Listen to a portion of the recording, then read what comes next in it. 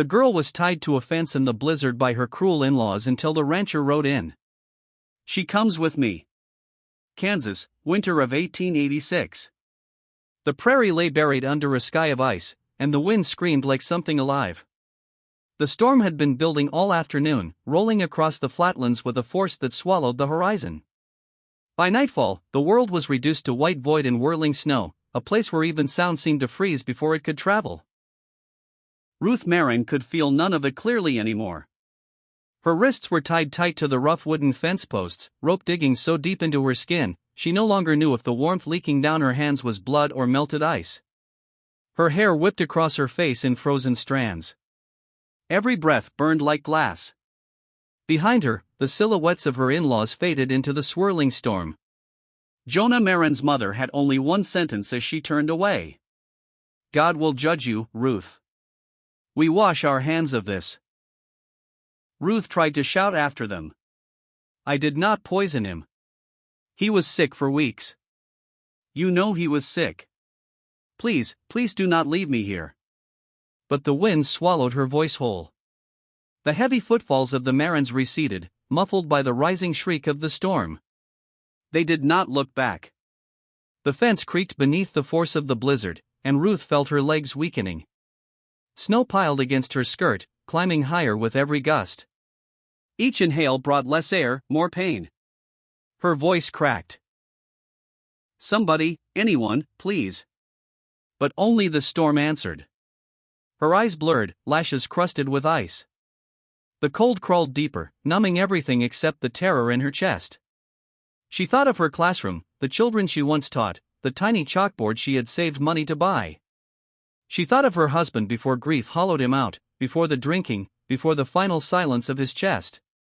And she wondered if this was really how her story ended, buried in snow. Condemned by the very people she had tried to love. Miles away, Declan Pike tugged his coat collar higher as he walked the fence line of his ranch. Most nights he would have stayed inside, but tonight something gnawed at him, a strange rhythm in the wind, a break in the storm's howl that did not sound like nature.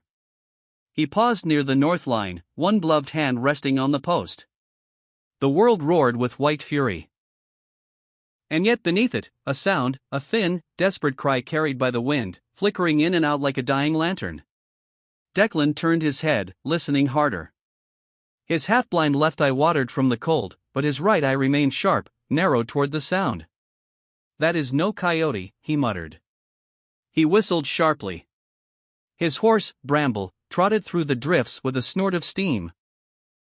Declan swung into the saddle and urged the gelding forward, leaning low as he scanned the storm thick and dark. Another cry, fainter now. Hold on, he murmured. Into the storm, though he did not yet know to whom, a broken fence line appeared ahead, half buried. Then something moved just barely against the post. A figure slumped sideways, hair frozen to her cheek, rope stiff with ice. Declan's heart lurched. Hell, he whispered. Someone left you to die out here. He dismounted before Bramble fully stopped, crunching through the snow. The woman did not react as he lifted her face gently.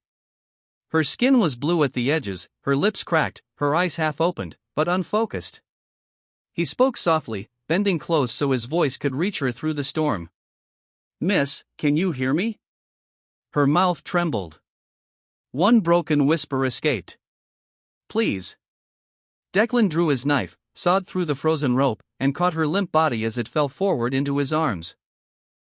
She was light, too light, her body shaking uncontrollably despite how cold she must already be.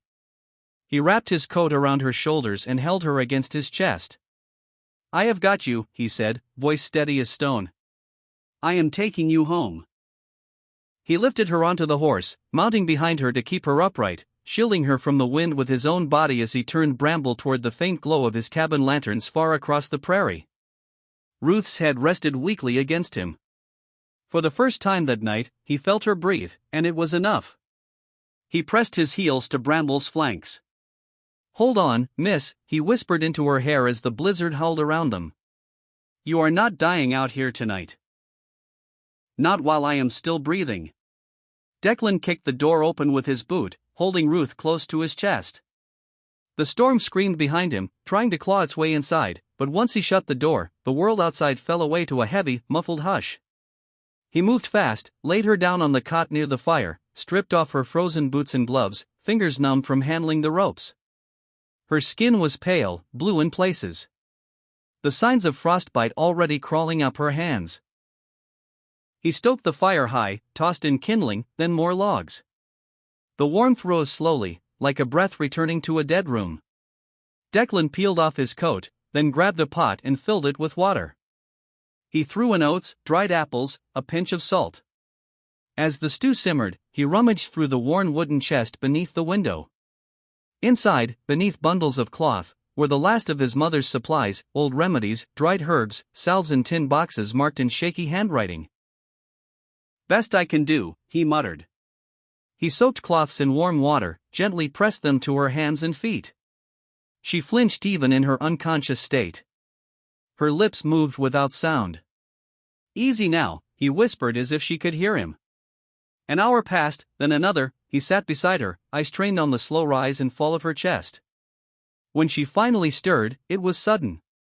Her eyes flew open, wide, wild. She gasped and scrambled back against the wall, clutching the blanket to her chest like it could stop bullets. "Where am I? What? What did you do to me?" Declan raised his hand slowly, calm as stone. "You are safe," he said. "No one here wants to hurt you." "Don't lie to me," she snapped, her voice raw. "They sent you, didn't they?" "No," Declan said. "I do not know who they are. I found you near the fence, half frozen. That is all." She looked around, breathing hard. Her eyes landed on the fire. The pot, the tiny cabin with its single window and creaking roof. He stood up, gave her space. "If you want to go, I won't stop you, but out there, it's death tonight. You'll freeze before you get 20 paces." Ruth stared at the door. Her jaw tightened. Then she lowered her head. "They said I poisoned him," she said. Her voice was low now, almost a whisper. "Said I fed him something wrong. He was sick for weeks and I tried everything I could, but when he died, they needed someone to blame." "Your husband?" She nodded once. "Samuel Marin. His family never liked me. Thought I was too proud because I used to teach. After he died, they turned on me like wolves. And when I asked for my things, they tied me to that damn fence." Declan said nothing for a long while. The only sound was the crackling fire and the faint hiss of snow hitting the windows. Then he spoke. "People will believe what suits them. I lost a brother once to something like that. A lie got told and no one cared if it was true." She glanced at him for the first time. She noticed his left eye, the faint cloud over it, the scar running along his cheek. "They tried to shoot me, too," Declan said. "Didn't finish the job, but they took enough." The silence between them softened. He poured some of the porridge into a tin bowl and set it down in front of her. "I can't promise much," he said, "but the food is hot and the roof holds." Ruth didn't thank him, but she reached slowly for the spoon. Outside the storm howled on.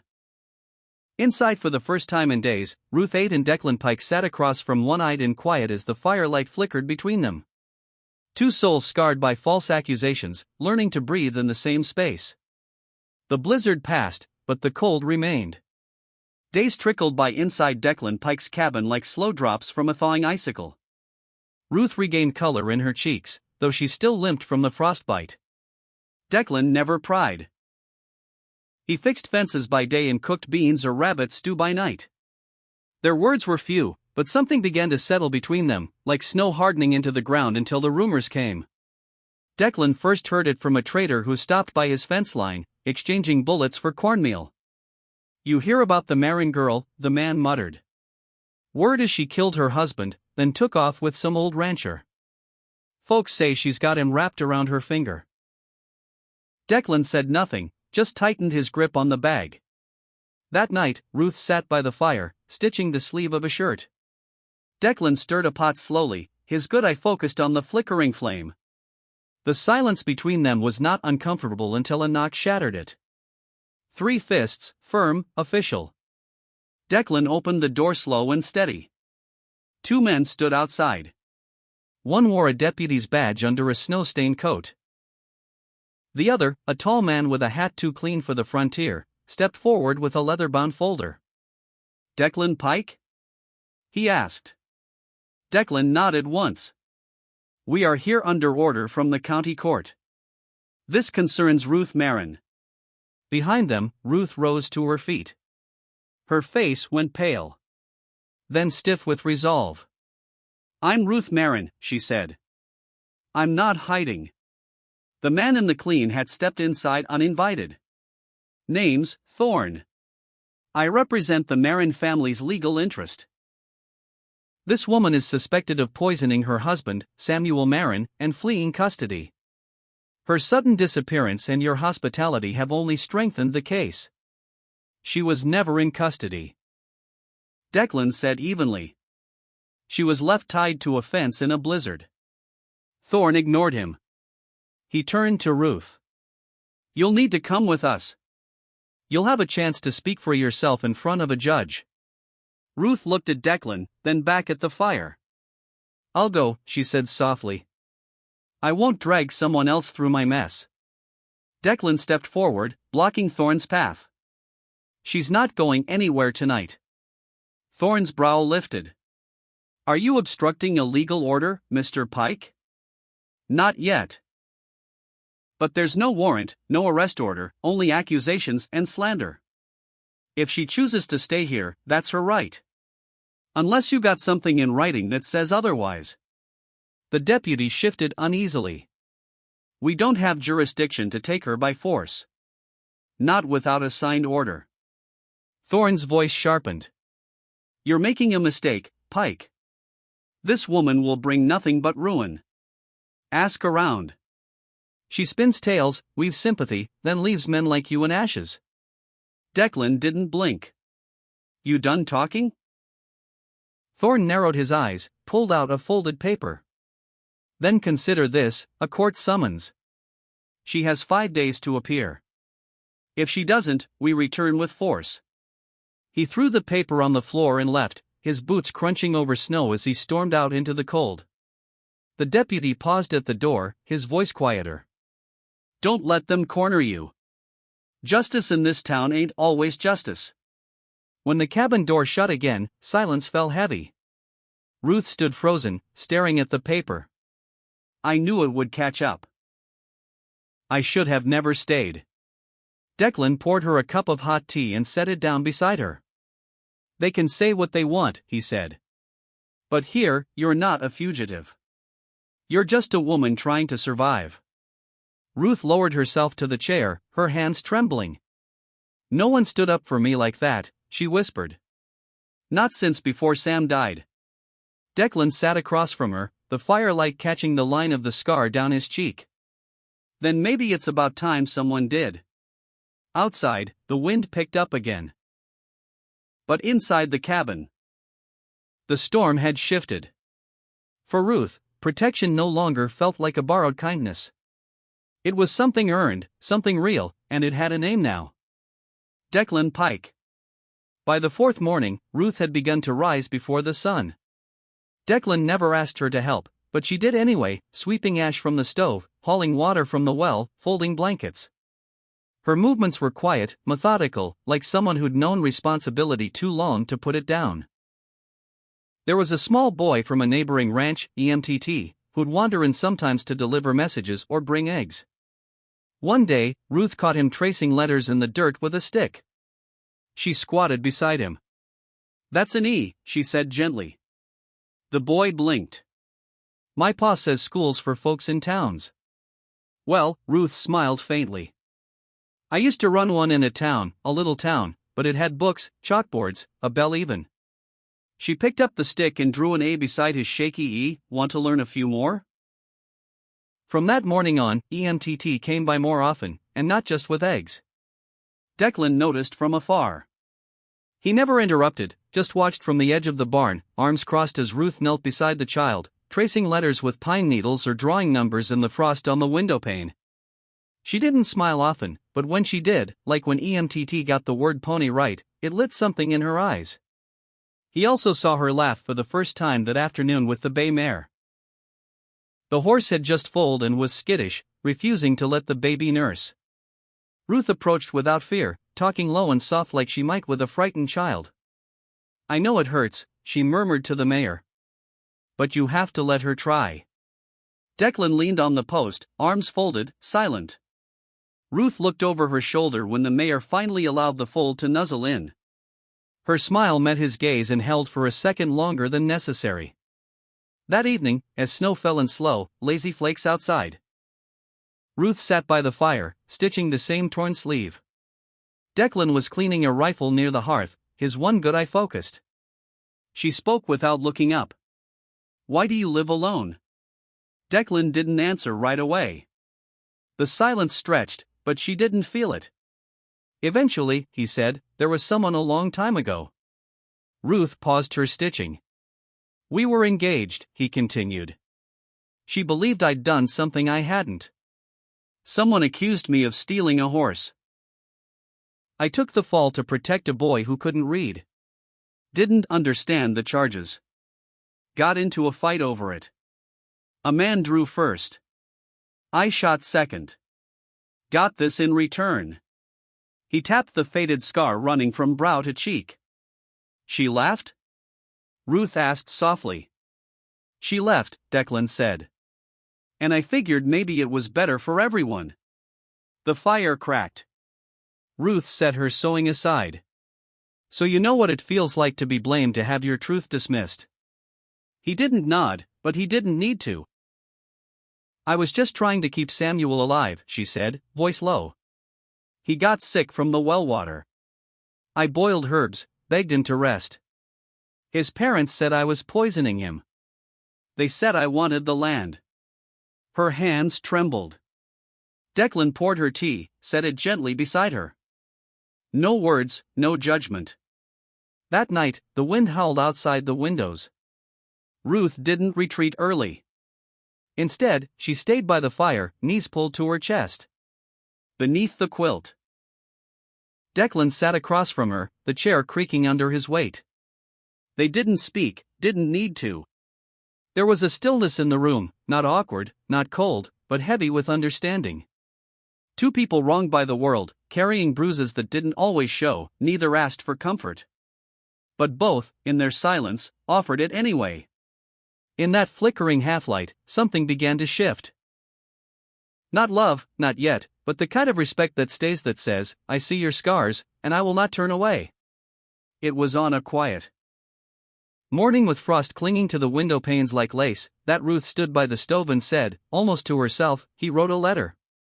Declan, seated at the table, looked up from oiling his saddle straps. "Who did Samuel, my husband?" before her voice wavered. "I saw him writing it the night before he died. Folded it, sealed it in an envelope. I asked him what it was and he said something to make it right.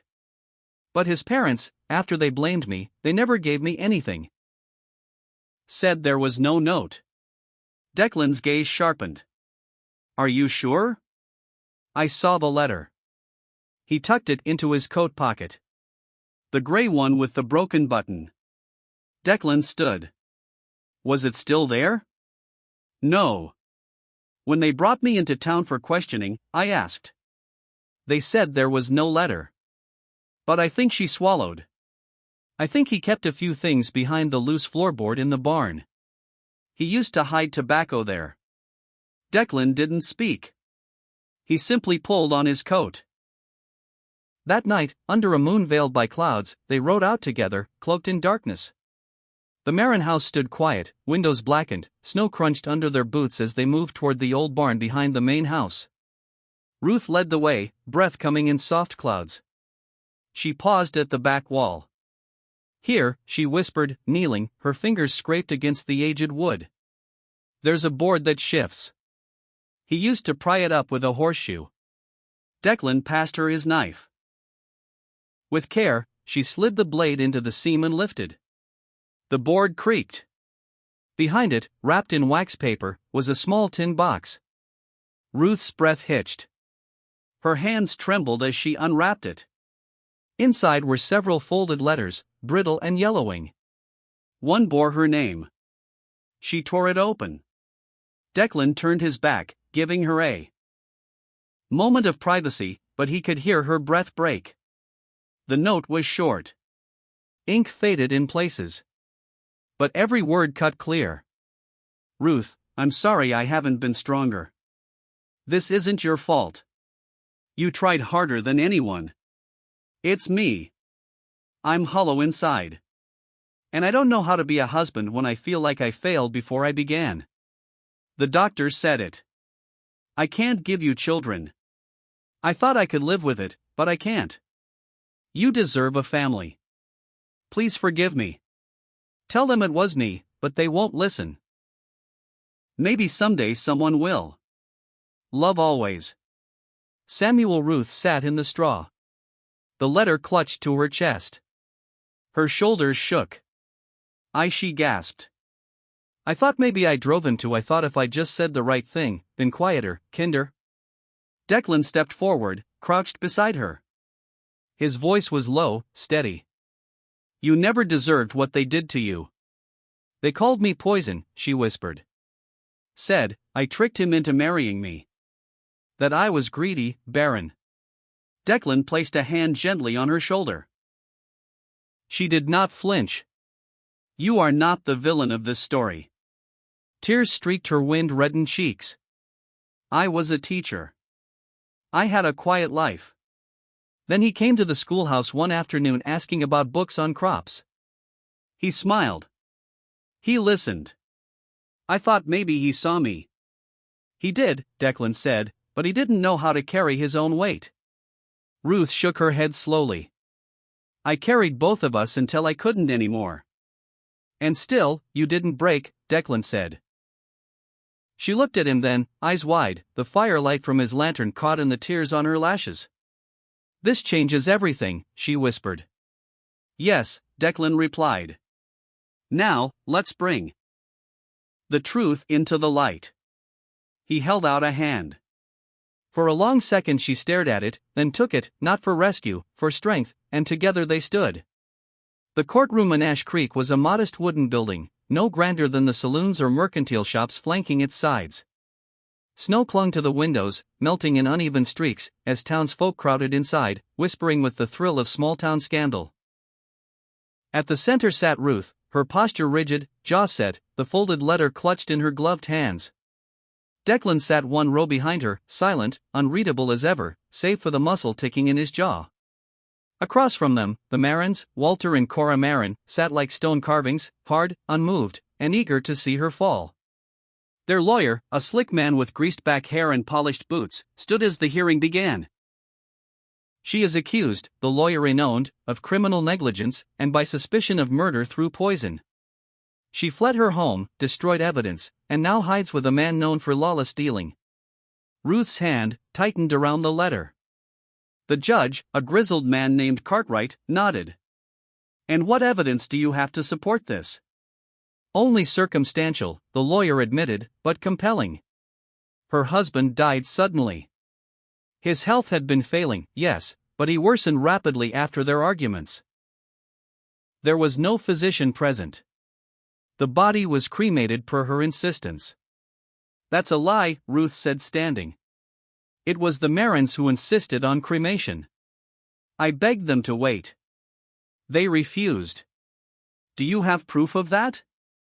She raised the letter. I have this. The lawyer scoffed. A letter, Your Honor. Forged. No doubt. Anyone can write a sob story. Let me see it. The judge said. Ruth stepped forward, hands trembling slightly as she offered the note. The judge read it in silence. The courtroom seemed to hold its breath. Walter Marin barked. That don't mean nothing. My son was weak. He was always dramatic.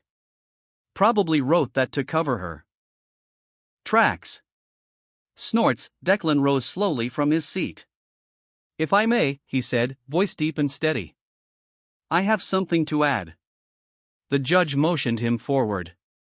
Declan met his eyes squarely. My name's Declan Pike.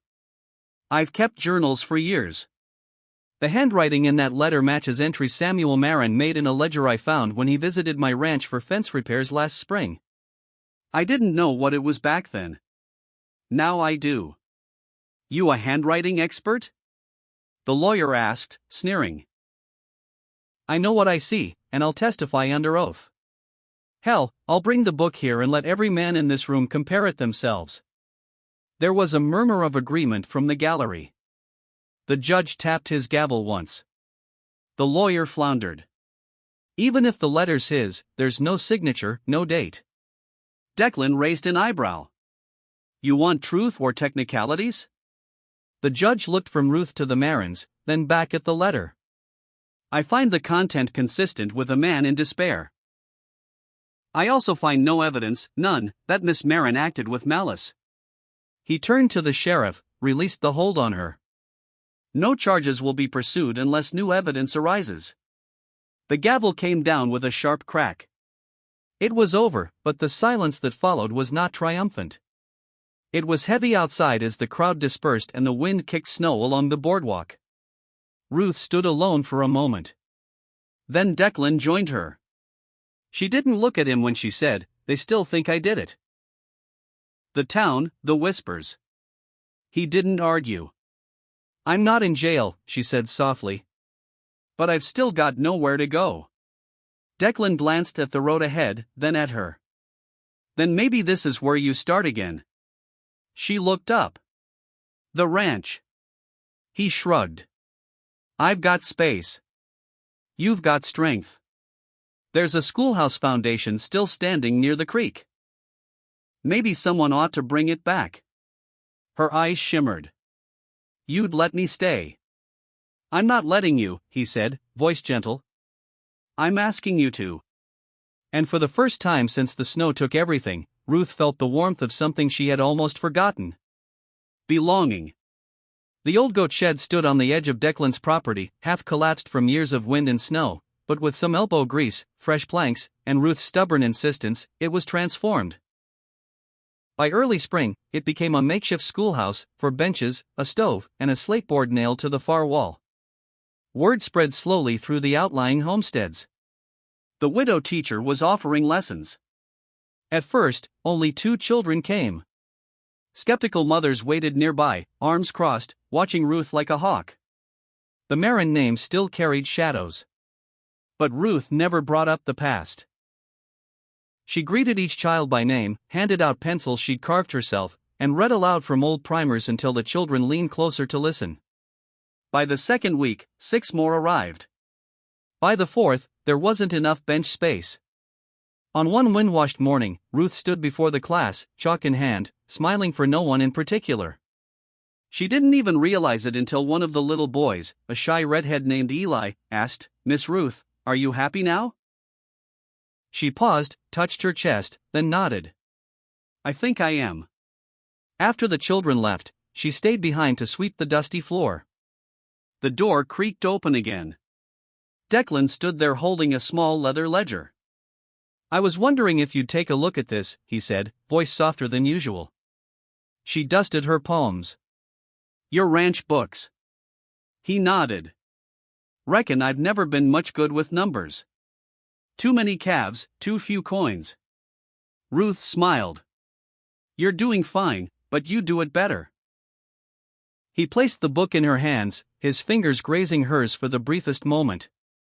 They sat by the stove. Ruth, flipping through the pages, pointing at entries he hadn't balanced. He didn't speak much, only nodded, occasionally asked a question he probably already knew the answer to. By the end of the hour, the figures were clearer. And so was something else. "You didn't come just for the math," she said quietly. Declan looked away, then back. "No," he admitted.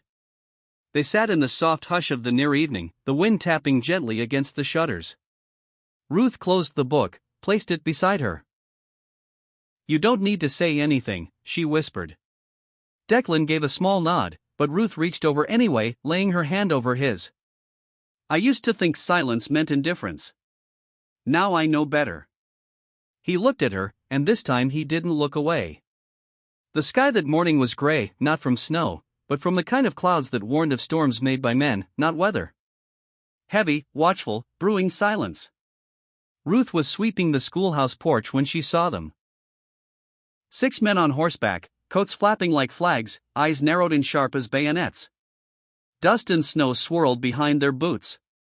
Leading them was Edwin Hale, a bitter cattleman with 2 sons, and too much time to stir anger. His face was set like granite, the kind that cracked from pressure, not wear. "You're not licensed," Edwin barked. "Teaching without law approval. It's dangerous, misleading our children." "I'm teaching them to read and count," Ruth replied calmly, though her hands trembled slightly on the broom handle. Her heart thudded under her collarbone, but her chin didn't waver. "You're trespassing on decency is what you're doing," he snapped. Spitting into the frozen dirt. A murmur ran through the children's parents who'd come to drop off their kids. Some looked away, shamefaced. Others didn't move, their silence a kind of quiet defiance.